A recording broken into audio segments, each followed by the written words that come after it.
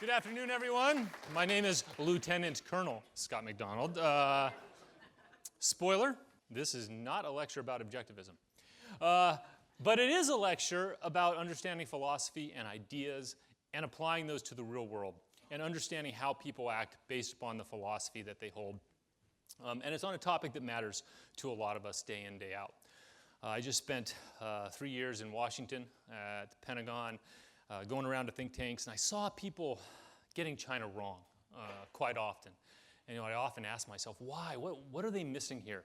And it increasingly came back to not understanding the fundamental ideas that were driving Chinese decision makers. And this brief is kind of an outgrowth of that.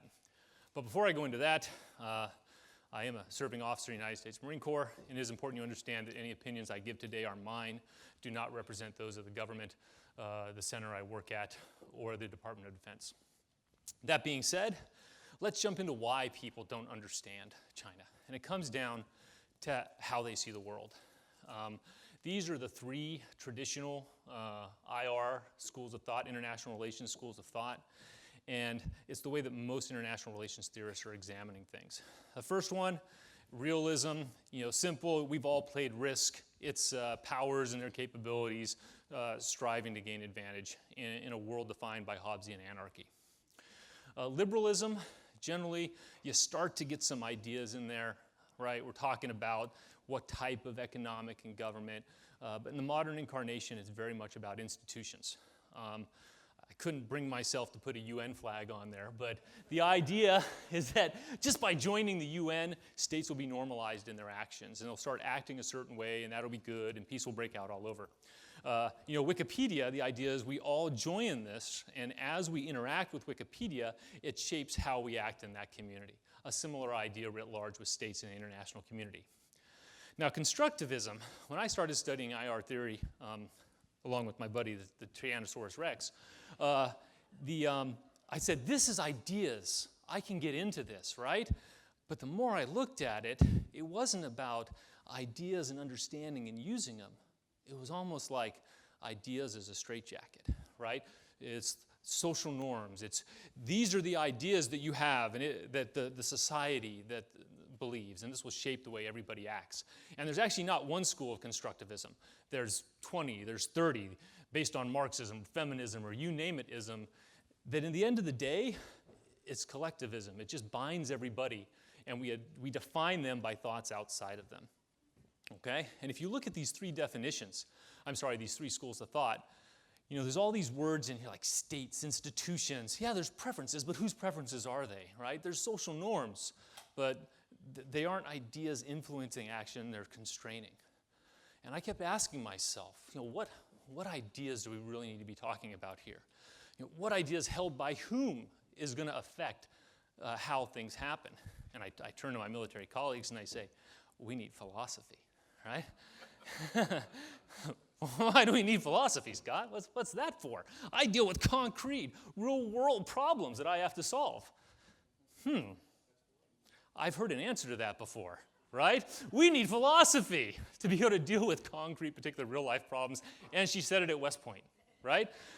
Brilliant, okay?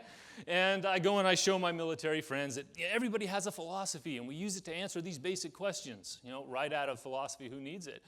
And I show them that these are the 5 basic branches of philosophy, and it's real to them. And maybe at OCON, maybe you don't need this level of detail, but I wanted to share that I give this to my military students as well. This slide, right? So,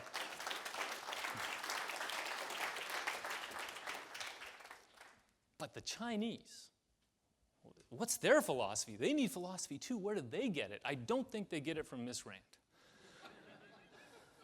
They get it from these 4 guys. Well, maybe not that guy so much. Okay, so these, of course, are Confucius, Lao Tzu, founder of Taoism, and a Buddha. Okay, and you can tell me, well, no, I saw the Great Cultural Revolution movie, and that's all gone. Well, it's not. It tried to kill it, but it failed. The average guy on the street in China, though his worldview is still driven by ideas passed down from these 3. The intellectuals who are arguing over what international relations should be are citing ideas by these 3. Xi Jinping, the General Secretary of the Communist Party, is using these ideas to convince his own people where to go, to convince the region that where they're going is good. My contention is these ideas still matter. But before I get into those specific ideas, I got to give you a bit of background on how these three work together, right? We got 2,000 years of Chinese intellectual history. So you guys got 4 or 5 minutes? Okay, well, let's go. So the Book of Changes, which is important in Confucianism and Taoism, says that there are many roads to the same destination, and it leads to a syncretic view of philosophy in China. A little bit of this, a little bit of that. I can't tell you how many times I was hiking up a sacred mountain in China, and there's the party cadre, and we'll stop at the Confucian temple, make a donation, pray. Stop at the Buddhist temple, stop at the Taoist temple, pray a little here, pray a little there. We got all bases covered, okay? And I'll take a little bit of ideas from each one. So let's dive in to Chinese intellectual history. And it starts back in the Warring States period, where there were many different states fighting over control of people, resources, land, trying to be the top dog. And during this time, what we now think of as Chinese thought was developing. There were many schools vying for importance, guys like Confucius trying to sell his services to a king somewhere and say, hey, I can be your prime minister, I can be your general. My school of thought is the best. And by the end of the Warring States, Confucianism, symbolized by the character Ru on top, and Taoism, which you've probably seen before, kind of emerge as the main two. And then the Qin dynasty is established. China becomes one. And Taoism becomes preeminent because he followed a school of thought called legalism, which is a branch of Taoism that basically the people just need to be told what to do. And it also has origins in divination and fortune telling.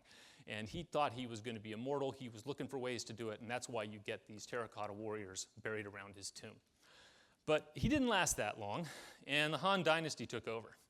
And as Buddhism made its way over the Himalayas, Confucianism became the philosophy of state. The Han emperor said, this is the way I'm going to run my empire. We set up an examination system to get the best people at Confucianism to run the country and our bureaucracy.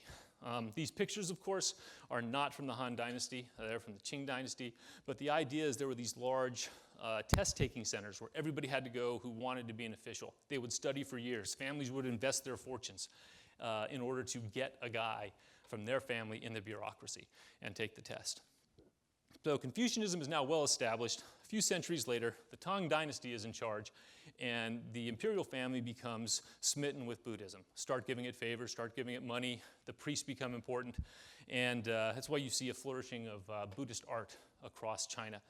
And it becomes more involved in the daily lives of people, but Confucianism is still used to run the empire. The important thing about Buddhism here is its idea of the all in the one really enabled Chinese syncretism and allowed them to start blending philosophies. A few centuries later, in the Song Dynasty, the empire's in trouble.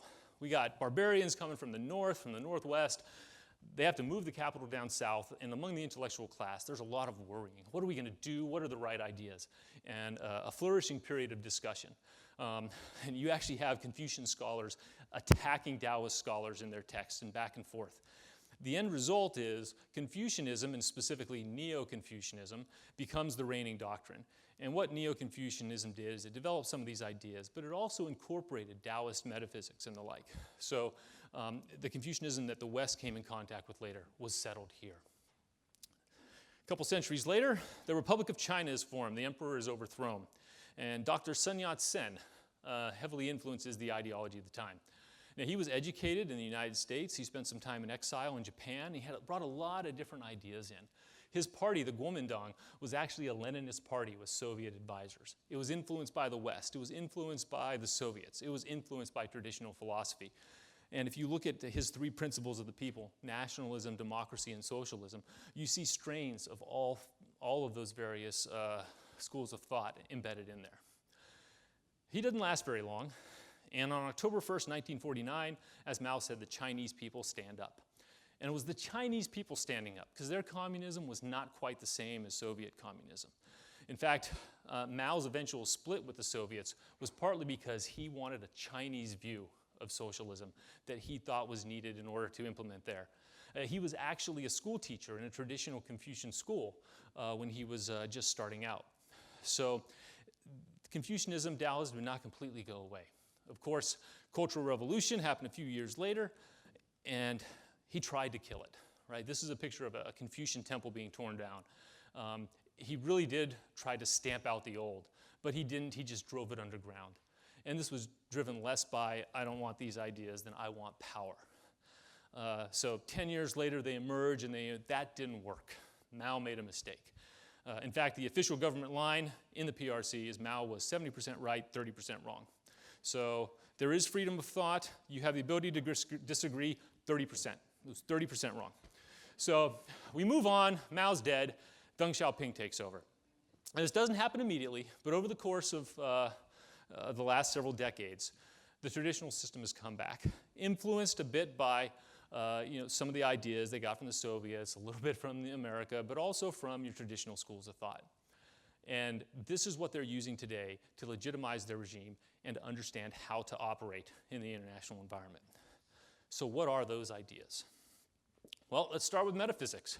And there's a huge corpus of Chinese philosophy. I've tried to distill just the core ideas that really matter here, that are used and influence thought. So we'll start with cosmology of the centrality of China. Of course, the Chinese name you've probably heard, Zhongguo, is the Middle Kingdom. It is metaphysically at the center of the universe. But Taoism and Confucianism ultimately hold this. Okay?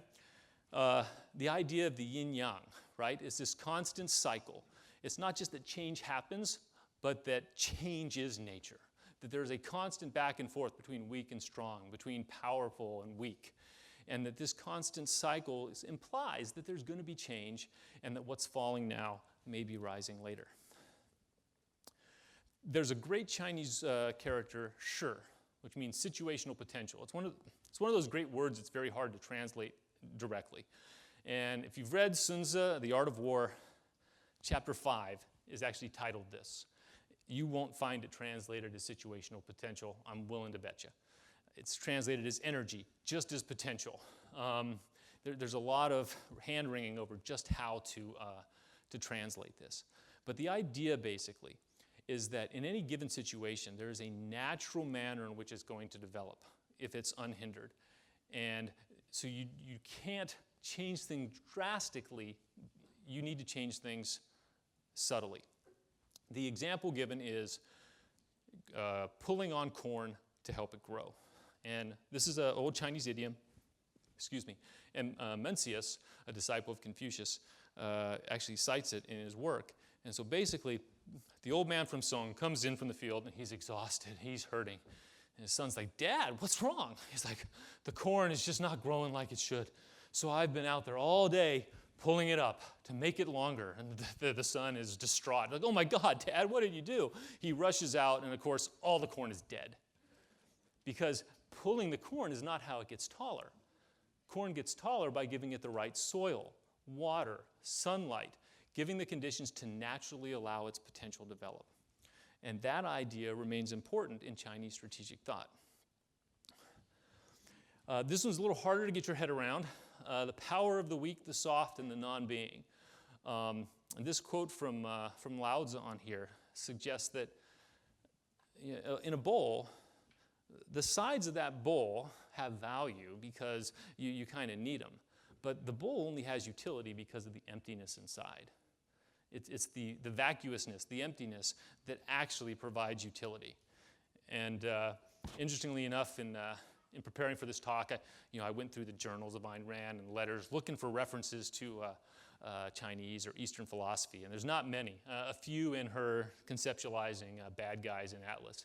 But in the Fountainhead, Gordon Prescott makes a speech to the Council of American Builders that says this. I was listening as I was preparing for this, and I was shocked. He says, you got to get around it. Architects, people think we build buildings. We don't. We don't erect walls. What we're actually building is empty spaces. And I was blown away. That is like right out of Eastern philosophy that Gordon Prescott says this. But for the Chinese, it's because in this emptiness is where things that matter happen. And we'll see how this manifests itself here in a little bit. And finally, and this might not seem like a metaphysical concept, but Confucius speaks of it this way. the family is the foundation of human existence, right? As opposed to the individual being the primary unit of man's life and concern. The family is so central, it's part of existence. Okay? But how do we know all this? Well, in Confucian tradition, it's from the ancestors. The Duke Zhou said it must be good, so it's good. We'll do that. Confucius says, I'll stick with the ancients. That leads to ancestor worship, right? But the Taoists come back and say, no, it's by not knowing it that I'm going to know it. Yeah. You ever tried to read the Tao Te Ching? Right? It's a whole bunch of this shadow boxing back and forth, right? Which is why I liken this a lot to, not exactly, but you know, it's kind of the idea of Plato's shadows on the side of a cave. You really can't see anything. In fact, they go a step further and say, well, really, if you want to know the world, stay in your house and think about it.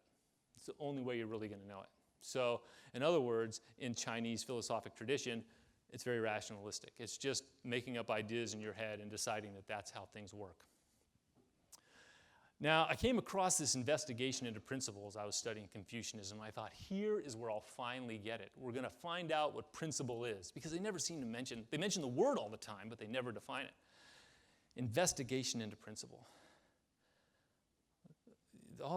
They keep not saying anything. And finally, a NeoConfucian scholar, Wong, he said, I'm going to figure this out. So I'm going to go out and I'm going to stare at a bunch of bamboo until I understand its principle. And he recounts that he stared at it for 7 days, and he still didn't know anything. So, but if you read some of the passages, what it comes down to is a clicker, it's used to change the slide. The principle of a clicker is changing slides, right? It doesn't seem very useful, does it? But what it comes down to is that as a thing operates, they're going to take that as a fundamental, right? It's seeing the external manifestations, the small actions, as being fundamental, and it leads you to not look for the deeper meaning ultimately. And of course, enlightenment through self-cultivation, right? The Buddha didn't attain enlightenment just by sitting under a tree. Confucians study by sitting around the sage and hearing him pronounce things. It's a very non-worldly means of knowledge acquisition. And finally, the power of a name. And interestingly, the Taoists and Confucians have different views on this. Taoists say, that those names are a little too constraining. Things are changing back and forth, so maybe that's not useful. But the Confucians, no. We have to have a rectification of names. We must put the right name with each thing, because if we say the right name, then we will act appropriately in that situation. So for example, you have to know that Scott McDonald is my Wei. If you don't get that, then you're just not going to know what's going on. I'm not going to know where I am. That was supposed to be funny. Okay, but the point is that for Confucians, actually the name you call things matters, and it influences action. And we'll see how that manifests itself here in a second. But first we need to talk about ethics. So the Taoist, big about following nature. The characters there are Wei, or non-action. But it actually doesn't mean don't do anything. It means that you interfere in nature to the minimal extent possible. Think back to our concept of sure.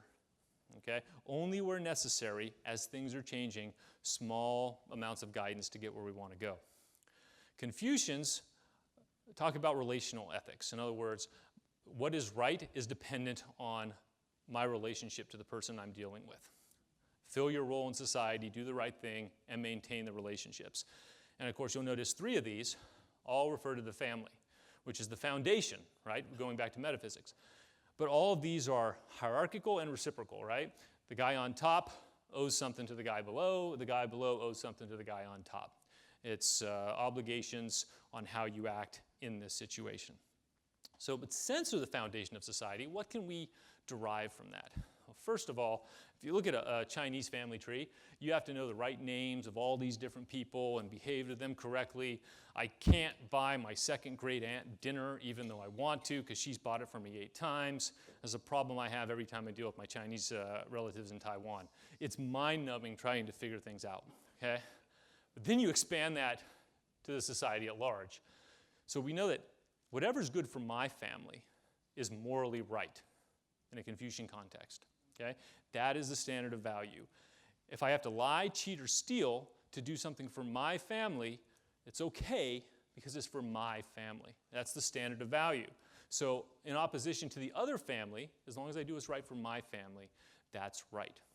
But then what happens? You got that other village over there. How do I work that? Well, now that other family and I, we're my village. We're on the same side. Because whatever we do for my village in opposition to that other village is now morally right. Not just good, not just practical, it's morally justifiable. You got another township, we got my township.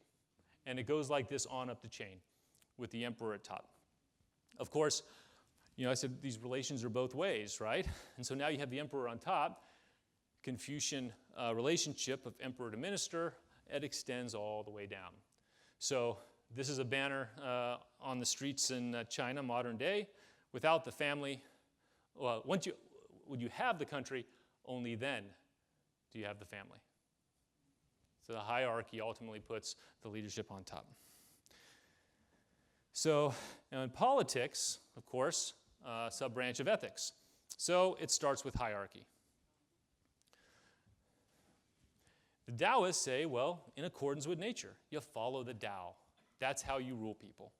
Or that's how the society should be governed. So how do I do that? Well, a good analogy of what they're thinking is cooking a small fish, right? So you put the fish over the fire, and you don't want to be flipping that sucker back and forth. The little fish is going to disintegrate. It's going to be no good anymore. You leave it on there just the right amount of time, a nice little flip. You pull it off. The minimal amount required in order to influence the situation positively. And this melds with what the Confucians say. You fill your proper role. You treat others as they should be treated. If you're doing it right, you should not have to do too much. Several times in the Confucian text, you say, well, if the leader just sits there and acts morally, picks good ministers and gives them good instructions, he should not have to do anything. And of course, Confucianism adds a lot of rites and rituals, practices that you should be doing, which keeps you in line because you're doing the right thing. Just real quick on aesthetics. Of course, Taoism, it has to reflect the relationship between nature and man. And if you can find man in that painting, there's a little guy in a storm-tossed boat in a little tiny village over there, right, in his proper place. Which is dominant? Nature. And then Confucianism says, well, the arts are about building a harmonious society. So Confucius was big that a gentleman should be playing music. Good music so that it puts the spirit of the people in the proper mode, and they're happy, and they're doing the right thing. Okay, so there's some core ideas of Chinese philosophy. I know that's quick fire hose effect, but what we want to see now is how those ideas impact the way modern PRC decision makers, People's Republic of China, decision makers are acting. So we start with how does the Chinese leadership see the world? And I would argue in accordance with their underlying philosophy, the philosophy we just outlined. And that, of course, all starts with the centrality of China. It remains a central kingdom, 5,000 years of civilization. Everybody should respect us. We should lead this region, if not the world. But how does that work? To say I'm the center and I should be the leader doesn't tell me a whole lot, right? Well, hierarchy. We talked about hierarchy and the proper relations there. So what happens if you have the PRC and we have another country? Well, that's easy. We've seen this show before, right? My country there, you put the emperor up on top. Xi Jinping remains on top. Okay? But that doesn't tell us exactly what he's supposed to do there. How is he supposed to rule? Well, fortunately, their foreign minister told us a few years ago at an Association of Southeast Asian Nations meeting, and everybody there understood quite clearly what he meant. China's a big country, we're in charge. Deal with it. Okay. Well, one more little bit of philosophy I got to throw in here, and this was a better place to do it, on the proper role of a leader. This handsome young lad is Xunzi, not Sun Tzu, who wrote The Art of War. Xunzi, who was a Confucian, who said, you know what? There's 3 ways you can lead. The first way is using power. Qiang, you just use power to try to get what you want. And that's kind of this idea, we got this clash going, right? And it leads to chaos, it's messy, we don't like that. Chaos is bad. Second method is hegemony. I have enough power, I can control things, not let people get out of line. And this is second best.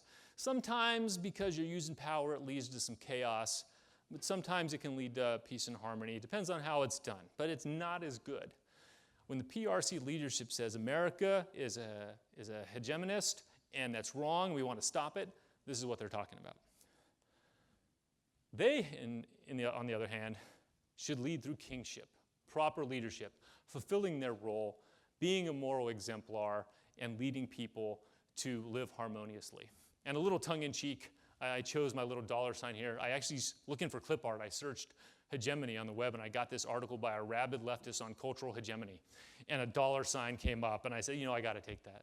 Because the idea here is I'm leading with virtue. And let's face it, we're at Ocon. So this young lady here is leading with virtue. But the idea is that just by doing well and leading with virtue, everyone's going to follow me, and I won't have to use force. Just submit, and everything will be fine. Okay, but we're not there yet. So how do we get there? And we know that nature is constantly changing, but I want to make sure it changes in my direction. So I got to leverage the nature of change and the situational potential of the situation, right? We're back to pulling corn, or more importantly, not pulling corn. Because if you want to affect situations, we've learned that you have to do small things early. An example given in Sun Tzu and the Art of War, generically, I'll make it specific. Say you want to change the course of the Yangtze River, the Changjiang. If you do that down by Shanghai, it's going to take a lot of effort, a big dam, lots of manpower, right? If you go up to Tibet, near the source of the river, you can change the whole course of that river with a couple stones and a log. So where, in the international situation, can I find small points to change the course of history to go the way I want to? What are the little levers I can pull? And an example is, if you go to several places in Asia, you find these for sale all over the place. Lucky bamboo. It's actually not bamboo. It's part of the lily family, but that's not important. Names are important. But you make this grow the way you want, not by twisting it, in which case it breaks, but by altering the manner in which it receives its nourishment so it grows in the way you want. And they make some really cool shapes out of this. Okay? But that just told you that I need to pull little levers. What are those little levers? So the Marine in me comes out, and I give you the 4 components of national power. Okay? So these are the 4 ways that we say we can use our power to influence things. Diplomatic. Okay? Here's the climate change talks. The PRC does not care about climate change. I know. Surprising. It surprises the hell out of my military colleagues, okay? But this was brilliant, right? Copenhagen Conference. Obama puts all his capital in there. Big deal. We're going to solve climate change. China walks in and says, there's not going to be a deal. We're going home, right? No deal. Who's in charge here? Not the United States. A couple years later, the Paris Conference, China comes in full court press. There will be a deal. We will ensure that it'll happen. There's a deal. And then at the G20 summit in Hangzhou is where the U.S. and the PRC file the articles saying, yes, we're going to do this. I forget the exact name. There's a name for it. So they're filing these. And look at the picture. In China, the U.S. is coming to file the climate change papers. Who's in charge here? Right? It was pretty clear. They've also tried to leverage other nations through the BRICS, Brazil, Russia, India, China, South Africa, the idea being other nations outside the U.S., outside the U.S. system, bring them together so that they're running things instead of the U.S., changing the nature of the international environment. Okay, in the informational realm, we want to change how they think about us and the world. Anybody know where this is? This picture over here with the red signs? Times Square, that's right. Huge advertising campaign. For many months, it was all red, all China. There was a coincident television commercial campaign on how wonderful China is at contributing to the world's history. Small things on how we change things. This newspaper here is China Watch. Looks like part of the Washington Post. It is a paid advertisement of the China Daily, the English language Communist Party mouthpiece, but it appears in the Washington Post. And if you look really, really small, it says right there, China Daily. It's in the paper, it's on the website, it's putting out their line in a way that it looks like it's the Washington Post. fairness, their line probably is not that different from the Washington Post. But the point is that they want you to have their words, okay? To understand the environment, they're changing the way you think about the environment, the way you think about them. In the military, this is one of the islands they're reclaiming, the features they're turning into an island, to be more specific, all right? To encircle the territory. I'll talk more about that in a minute. And this other image here are range lines that we actually draw on some of their missile systems to show how we can't get into the area of the PRC. Changes the way we think about the military problem. Economics, they recently took out a forced Sri Lanka to give them a 99-year lease on this port, the Hambantota port in southern Sri Lanka. Basically gave them a loan that they knew they couldn't pay off and then say, hey, you can't pay this off, give us the port. And there are reasons they want this port. It's part of their Belt and Road Initiative, where they're hoping to influence the way economics are done across the Asian continent, not just by establishing linkages, because let's face it, trade along these lines, that's a good thing, nothing wrong with that, but by controlling ports, doing things in Pakistan, Burma, other places like they did in Sri Lanka to actually own and limit access to others so that they can shape the environment and the way that things happen. Another way that they're shaping the environment, and this falls broadly in the information, is with the meaning of a word, right? We said the meaning of the word is important. So you may have heard the three warfares concept. These are three broad categories of information warfare that the PLA, the People's Liberation Army, is supposedly using. So what they're trying to do in the public opinion area is change what we think about the PRC. Like, who is economically dependent upon whom? If you watch the press, they'll tell you flat out, we are completely dependent on the PRC, right? Truth is not so much that. They suffer a lot more if trade stops. Trade, which, by the way, is funded by many multinational corporations from Taiwan, Europe, the United States, and elsewhere. We just buy the cheap stuff that can be produced elsewhere.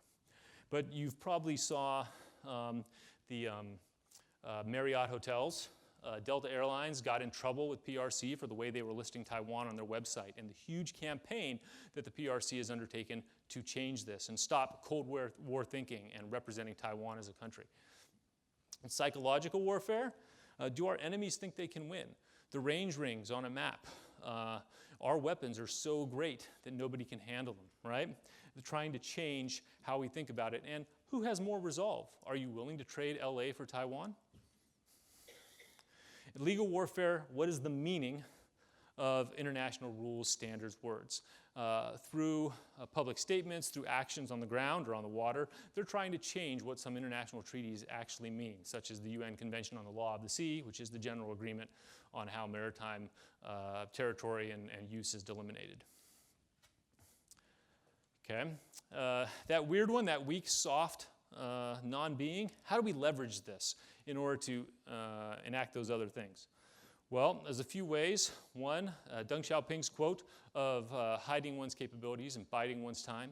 You can make an argument that this is less the case now, that they're being a little more forthright, but still the idea of showing people that ultimately you're weak and that you couldn't possibly hurt anybody. The PRC still routinely talks about how weak they are economically and militarily on the world stage to try to convince people that they're not gaining in strength. Place yourself downstream. We want to be the ones that everybody comes to. Straight from Taoism, downriver is where the advantage is because people have to come to you. Make them come to you and you have the ability to tell people how things are going to happen.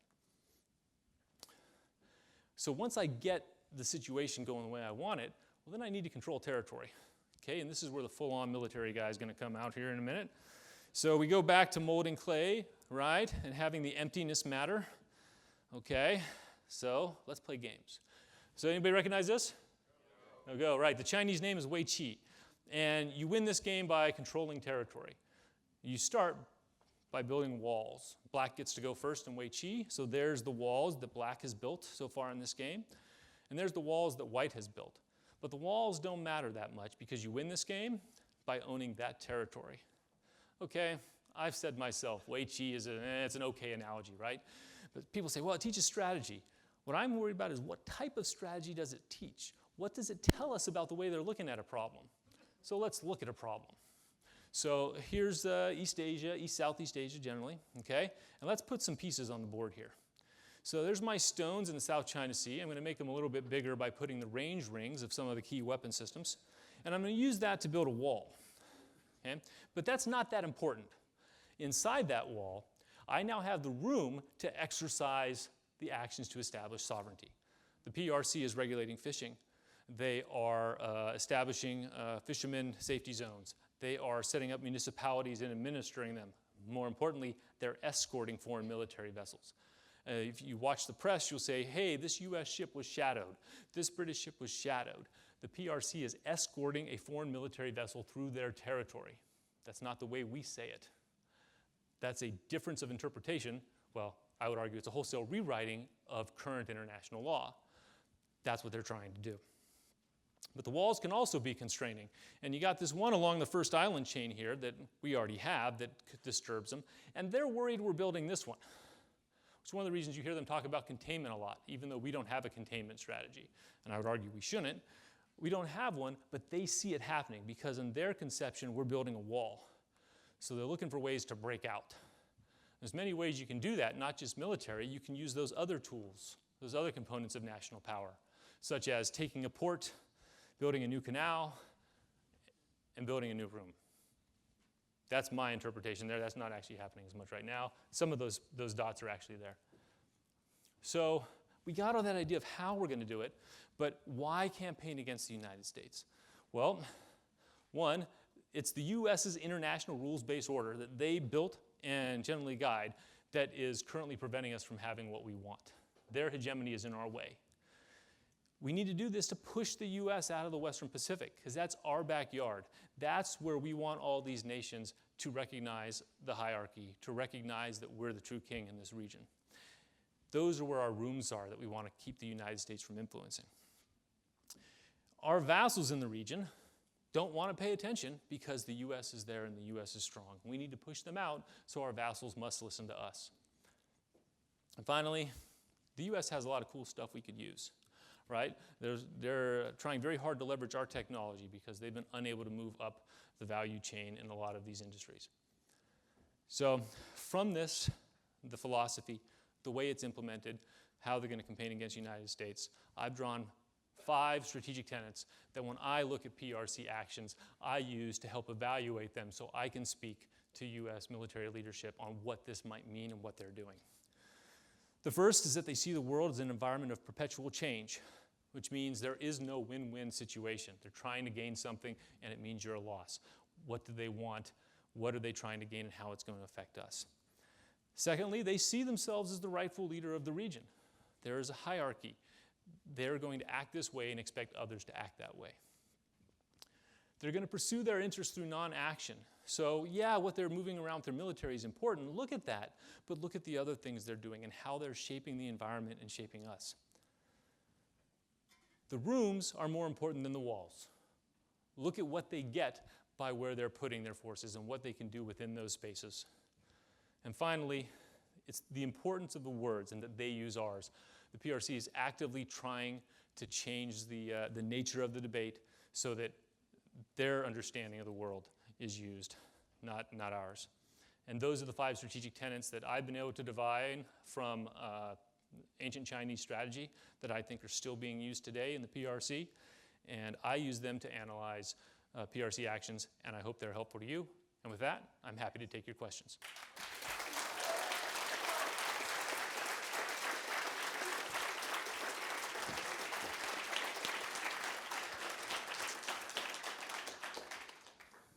Hello, thanks for your presentation. I lived in China for a few years. My wife is Chinese. I speak a little bit. So I saw a little bit of what Xi Jinping was doing from the inside. And it seems to me that they may be acting a little too soon. Is that your assessment? And my other question is, what can the US do to counteract what China is doing, given that they don't currently really understand what's happening? Right, okay, good questions. Okay, the first question, are they acting too soon? Back around 2011, when they started really shaking things up in the South China Sea, I said to some of my friends, I said they just blew it. They had a great thing going. They were moving along the right course of action. They understood the situational potential, and they were taking over the South China Sea without doing anything. And they've rocked the boat too soon. That was my analysis at the time. And then nothing happened. And they kept going, right? The West saw it. Oh, my God, a squirrel, right? And they went right back to it, and they started turning low tide features into islands. So have they moved too soon now? About a year ago, I was wondering the same thing. I don't know. To give you a fair answer, the West is a little more interested. The region is very scared. I think the U.S. government is currently working on something called the Free and Open Indo-Pacific. It's like a regional strategy under the national security strategy. And they've talked about the general principles and some of the themes of what they're going to do, but they have not released details yet. What details they release and how those are received in the region, I think will play a big part in telling us on how effective the West will be and whether or not they move too soon. As to the second part, what should we do to counter China? I think we shouldn't counter China because that's second-handed foreign policy. And that's a big problem with our foreign policy right now, in my opinion, or has been for the last couple of decades, is we have been looking what other people do and we respond to that. And I say, okay, that's great. What U.S. interests are involved?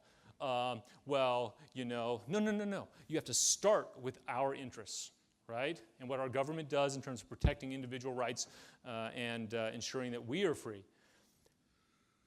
Design a strategy that does that.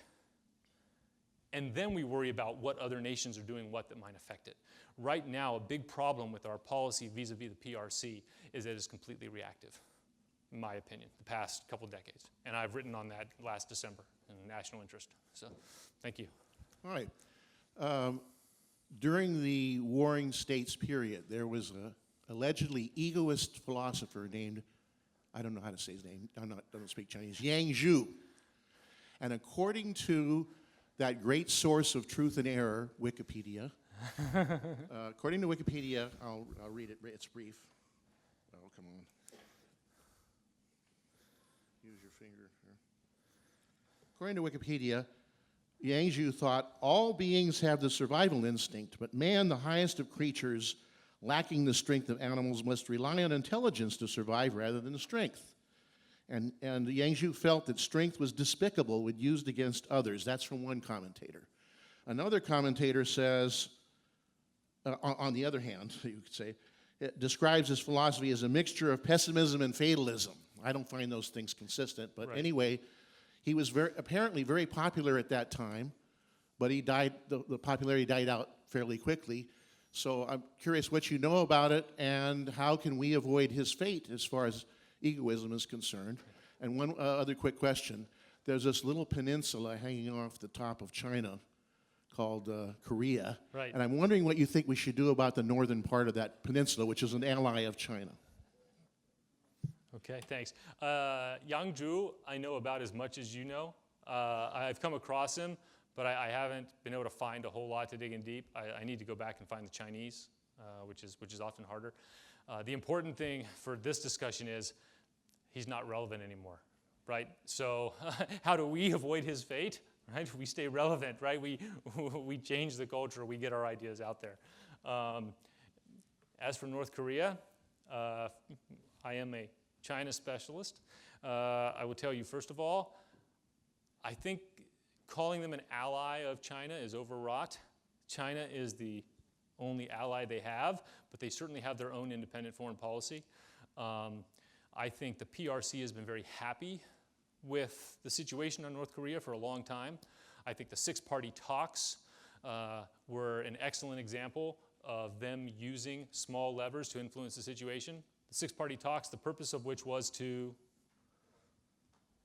supposedly to denuclearize North Korea. The purpose of the Six-Party talks was to keep the United States focused on something other than the PRC, in my opinion. Because it was just this talks that went on and on and on, and we keep dragging it. So the PRC is scared right now because Kim Jong-un was off on his own. he was doing something that they couldn't control, and that's something they've been worrying about since the start. That's why you see so many meetings between Kim Jong-un and Xi Jinping lately, is because they're trying to be relevant to a situation that got away from them. Because Kim Jong-un was going straight to South Korea, straight to the US, straight to everybody but them. So they're trying to get him back. So what do we do about Maria, right? Thank you, musical fans. So about North Korea. So first of all, what's in U.S. interest? What is our objective, right? Our objective has long been stop nuclear weapons from being developed on the Korean Peninsula. We missed that one, right? And now they have them. And getting rid of them is quite the challenge. People will talk about military solutions. That is a very difficult military problem. I think this could go several ways, right? My wife was asking me the other day, should we even be talking to them, right? We talk to lots of people. There's been a lot of discussion, even in objectivist circles. Is talking to them worthwhile? And I said, you know what? When our children have a fight at school, we tell them, or a conflict, disagreement, and they're all in Montessori, I say, we encourage them to talk first. Now, before, and you know, that we use the Peace Rose system, and I make sure I say what I think, and you say what you think, so at least we understand each other, and we avoid coming to blows if we can. So I think there's a context in which it's okay to have that talk. That context is important. You have to know what the U.S. interests are, and define them clearly before you go in, and you compromise on nothing. I don't know what happened in Singapore. I was not at the table, so I don't know how that conversation went. I think some conversation can be had, but you have to be ready to pull out at a heartbeat. So that may have just put me at odds with most of the room, but I think there's a place for a bit of that. But I personally think that the threat from North Korea to us right now is not as big as a lot of people think. Because why does a state like North Korea get nuclear weapons? So that we don't attack them, right? Not to use them, but so we don't attack them. The biggest threat of them having nuclear weapons is proliferation if they give it to somebody else. That is the threat in that regard. I think Kim Jong-un, like Xi Jinping, is more concerned that he's in power tomorrow than he is about what the United States does. What he's doing is about keeping himself in power. And as long as he stays up there by himself, he's not that big a deal to me. As a military person, right? He's not a threat to me. I don't know if I answered your question, but that's what I got today. Thanks for your talk. My question is very straightforward. I wonder if you could recommend some books, especially on the philosophy and the military history of China. You got to start, the history of China in general and its philosophy are highly tied together, which hopefully my presentation gave you a sense of. To understand China, a good starting point is Kissinger's On China, right? Because he has a lot of anecdotal stuff in there, as well as some good history stuff that kind of ties together how they're thinking. The last couple chapters is garbage. After he says the Chinese are doing this, the Chinese are doing this, hug them! Is the last couple chapters, so you can skip the last couple chapters. The hardest thing about Chinese philosophy is finding a good translation. I don't necessarily agree with everything, but Sawyer has a pretty good one. Ralph Sawyer and The Art of War, which is about this thick. His is about this thick. And the introductory chapters lay a lot of context that will help you interpret what's there. And though I don't completely agree with his definition of sure, which obviously you saw I thought was important, he comes pretty close, and he tells you very clearly why he went that way. So that's of art. I'm sorry, that's of Sun Tzu. That's of Art of War. For Confucius, pick up which translation? The easiest one to get is James Lega's, and you can get that online, and it's there with the text. For those of you who have some Chinese background, it's the Chinese and English text together, and you can gain a little more that way. I can give you the address later. It's like ctext.org or something like that. And on the military history, you have like one book. Read The Art of War. Art of War. Okay. Yeah, the theory behind there is a lot more important than the military history. Okay. The military history, like through all the imperial period, is very, I mean, The Art of War is going to tell you the strategy that was being used. In modern history, the Civil War was a bit of a poorly thought out bloodbath. And since then, they haven't fought a lot of wars that are well documented in the West. They fought a very long and bloody war with Soviet Russia along the northern border. They invaded Vietnam and utterly failed in 78. So they got some lessons from that, but there's not a lot in the West on the actual military part of that. So I would read the theory because that's what they're studying now at the Chinese Military Academy, and it's what they're using to try to figure out how to do things, as well as looking at the U.S. Gulf War and some of the stuff we've done since. Thank you. Hello. For the Papa World leader, you mentioned kingship and how it was about following the virtuous one. Right. It reminded me of Plato, but obviously they never would have the chance to read Plato at the time. So I wondered, how did that kind of phenomenon happen where on different sides of the world, they both had some kind of Platonic ideal emerge? Oh, okay. So I think I understand your question. They both had kind of this Platonic the rationalism. Yeah, the philosopher king for Plato and Right. the virtuous one for... Yeah. Now, I did say it's not exactly, right? There, I showed the shadows on the cave wall because as I was reading that, I'm thinking, oh my God, this guy's going Plato on me, right?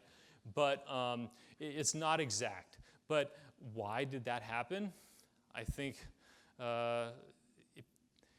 if people choose to turn to mystical, right? However that mystical manifests, however they choose to define that mystical, where else are they going to get their epistemology and ethics besides making it up out of whole cloth, right? At the end of the day, when you're saying, no, there's something out there and I can't define it, and that's what the world is, it kind of naturally lends itself to rationalism, right? That's why we call it primacy of consciousness, because basically they're saying, no, it's my mind that matters first. Did I answer your question? Yep, thank you. Hey, so Ayn Rand talks a lot about how dictatorships are unproductive, because if you have... The dictators aren't? Dictatorships are unproductive. Unproductive, yeah. Force is opposite to production. Like, for example, the USSR collapsed because it couldn't keep up with the United States. Right. So China has this strange system where they have the one-party rule, but they have some kind of free market, so they're very productive right now. But I've read many people who say this is not a stable situation. So, Right. so what do you think are the long-term prospects for China? Will they... Okay, well, there's a few things going on in the PRC, right? First of all, the party, which I say instead of the government, because the government doesn't matter. The party has allowed a wide degree of latitude on what people do economically, right? It's kind of a bargain. It's like, hey, you don't oppose us, we'll keep things stable, turn to on economics. And so people are generally not messed with economically, unless they happen to have a piece of land the local cadre wants and then you lose it. Or you happen to be setting up your food stall in a parking spot that some cadre wants, you lose it, right? So it's, in many ways, the average Chinese businessman operates with more freedom than you and I do, but it's all subject to whim, right? Because it's not based on law or anything. It's like, okay, now you don't have that, okay? Second of all, in addition to the normal individual trying to do well for himself and his family, right? They've been massively helped by the West, right? The Chinese economic boom is paid for with Western capital, right? Based on Western intellectual property, and then exported to the West where it's paid for again, right? The main thing that the PRC has provided is cheap labor. They've tried very hard to get beyond that and move up the value chain, and it just hasn't happened. So to answer your question succinctly, one, they've allowed a lot of economic freedom because they think it's important for their regime stability. Number two, it's been highly helped by other people. Oh, yeah, I'm sorry. Yeah, and you asked, so what's the future? Thank you. I forgot. So the future is actually currently, I think, a little bleak. partly because I said their one competitive advantage has been cheap labor, and cheap labor is going away. The labor costs are rising because people are making more money, they're demanding more. They started moving factories further and further inland where there were more and more peasants, but the transportation costs outweigh the cheaper labor despite massive investments in infrastructure. So they're not moving up the value chain and they're pricing themselves out of the market. In fact, what's happening is many international corporations are already starting to shift production to Southeast Asia and elsewhere. It's not an overnight thing, but it is something that they see as a problem. They do not have enough jobs for the number of people that are increasingly needing it, which is, frankly, part of the Belt and Road Initiative. We throw capital into an infrastructure project in Pakistan, and we throw a whole bunch of people at it, too. It's jobs. We export the people. They're there. They need something to eat. We export people to make restaurants, right? And some of those people are never going to come back. And that's a good thing, but they're worried. And frankly, I think that there's I'm not an economist, but I think there's a good chance that they have a significant economic retraction in the next couple of decades. So, okay. Yeah, thank you for the talk. You can ask afterwards.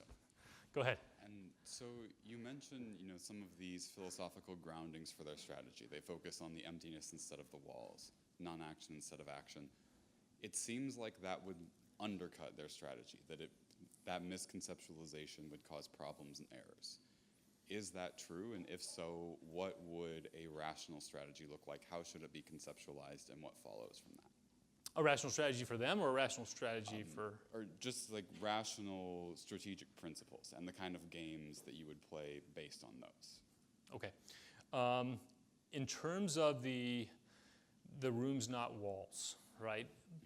In and of itself, saying, hey, I am going to make sure that I have my weapon systems and other tools arranged so that somebody can't get into my space that I want, tactically, there's nothing wrong with that, right?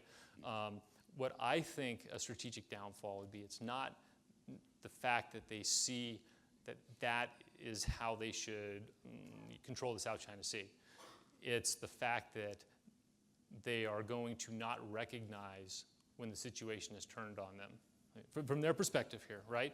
Because they've convinced themselves that what they're doing is going to achieve their objectives and that they're not going to see when the situation is changed.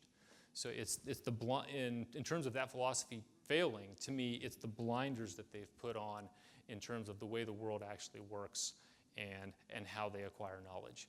And for right now, they are misjudging Southeast Asian nations and their willingness to go along because they don't understand that people are not buying into their philosophy and they're choosing something else. So the strategy is not going to work for that.